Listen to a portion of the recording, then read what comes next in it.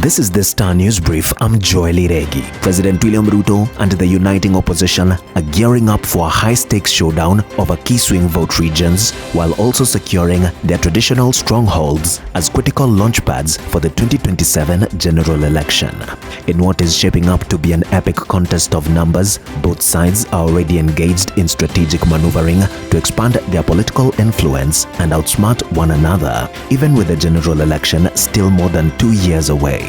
An analysis by the Star of Kenya's voting patterns and the 2022 voter register shows that both camps have clearly ring-fenced their strongholds and isolated swing regions, setting the stage for targeted campaign strategies.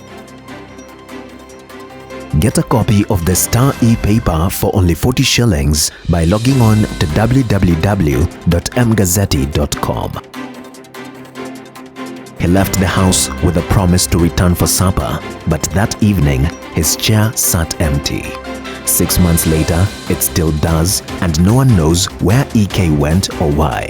It was just days before Christmas, a season that warms hearts of families, but for his, a cloud of darkness and sadness covered it, and the darkness hasn't lifted since. The 25-year-old got into a heated exchange with a traffic police officer over some cash, which his friends suspect was bribe money. The near-blow altercation saw the officer wag his finger at him, warning that he would pay dearly for the disrespect and betrayal. EK went missing the following day. The family suspect his body was either sunk in a river or is booked in a morgue somewhere with a different name. State agencies and ministries face substantial cuts in their expenditures for the 2025-26 financial year as President William Ruto moves to instill significant fiscal tightening measures across multiple sectors.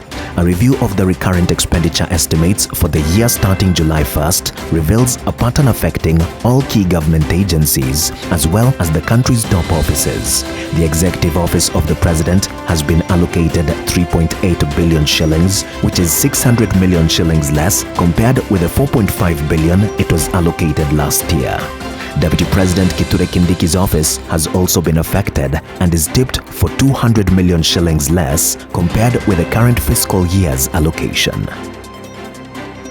All her life, Juliet Anyango, not her real name, dreamt of becoming a computer scientist and machine learning specialist, a dream that didn't happen as she lost her life to abortion. Anyango's family describes the 26-year-old as brilliant, ambitious, and determined. The family says she was a young woman who shaped her future in a field where women are still underrepresented. At the time of her death, Anyango had already earned her computer science degree and was enrolled in advanced training, setting her sights on a future many only imagined. But this bright future was stolen.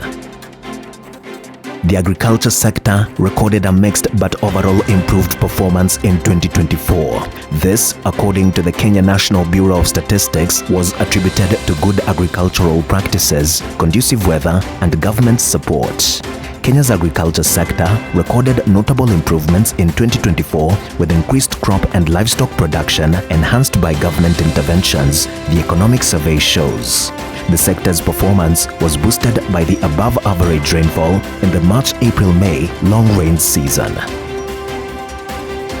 Get a copy of the Star e-paper for only 40 shillings by logging on to www.mgazzetti.com.